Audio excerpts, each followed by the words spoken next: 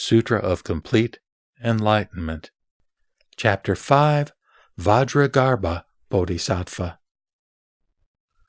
Thereupon, Vajragarbha Bodhisattva, who was in the assembly, arose from his seat, prostrated himself with his head at the feet of the Buddha, circled him thrice from the right, bowed down upon his knees, brought together his two palms with crossed fingers, and said, O world-honored one of great compassion, you have so well expounded to all bodhisattvas the expedient method of gradual practice, from the cause-ground of the great Dharani door to the Tathagata's pure and clean complete enlightenment, so that they and all living beings can be rid of their ignorance. After hearing your teaching, all those in the assembly are free from obstructing illusions, and their wisdom eyes are now pure and clean. World-honored one, if all living beings are fundamentally in the state of Buddhahood, how can there be all sorts of ignorance? If all living beings fundamentally are ignorant in all sorts of ways, why does the Tathagata now say that they are fundamentally in the state of Buddhahood? If different beings in the 10 directions of space were fundamentally in the state of Buddhahood first, and afterward gave rise to ignorance, when would all the Tathagatas give rise to passions or klesha again?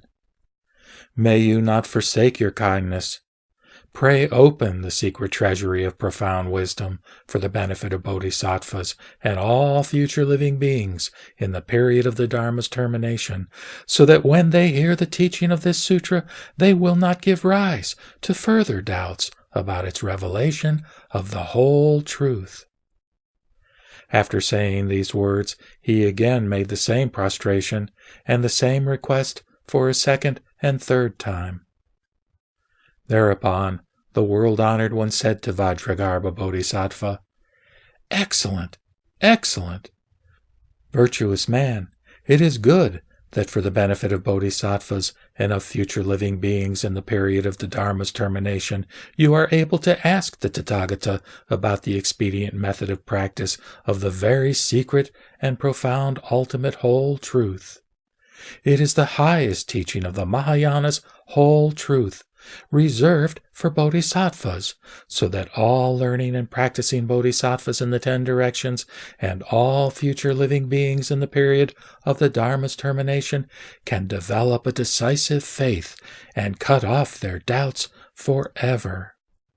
Listen attentively to what I now tell you. Vajragarbha Bodhisattva was filled with joy upon hearing this. He and the assembly kept silent to hear the teaching. The Buddha said, Virtuous man, all realms whose beginning and end, creation and annihilation, precedence and subsequence, existence and non-existence, production and dissolution, rise and cessation succeed one another in every moment of thought and replace one another by rotation with all kinds of attachment and detachment are but samsara. If those who are still on samsara's wheel discuss complete enlightenment, then even the latter rotates as well, and cannot yet escape from samsara. For instance, when sight is disturbed, one can see waves in still water, and when sight is steady, one can see the ring of fire drawn by a circling torch. In the same way, the moon appears to move past floating clouds, and the banks of a river past a boat which is sailing by them. Virtuous man, while there is this movement, even those objects which were unchanging before cannot be found. Still less can the impure mind, which fluctuates in samsara and is still not pure and clean, succeed in looking into the Buddha's complete enlightenment without moving in a circle. Because of this, you give rise to 3 kinds of illusions. Virtuous man, for instance, because of an optical illusion, a flower is falsely seen in the sky. If the illusion vanishes, it cannot be asked, This optical illusion has vanished. When will others appear? Why? Because the flower and the optical illusion are not mutually dependent. Likewise, When the illusory flower disappears in the sky, it cannot be asked when it will appear again. Why? Because fundamentally there is no flower in the sky which is beyond creation and extinction. Samsara and nirvana are identical with creation and extinction, but perfect insight into wonderful enlightenment is beyond both flower and optical illusion. Virtuous man, you should know that space neither exists nor is non-existent for an instant. How much more so is the case with the Tathagata's complete enlightenment, which, in accord with space, is its fundamental universal nature. Virtuous man, when, for instance, gold ore is smelted, the fine gold obtained does not exist because of the smelting. As it is fine gold now, it will be so permanently and will never decay. Therefore, it cannot be said that gold fundamentally does not exist. The Tathagata's complete enlightenment is like fine gold. Virtuous man, the completely enlightened minds of all Tathagatas are neither Bodhi nor Nirvana, neither attain nor do not attain Buddhahood, and are neither samsara nor not samsara.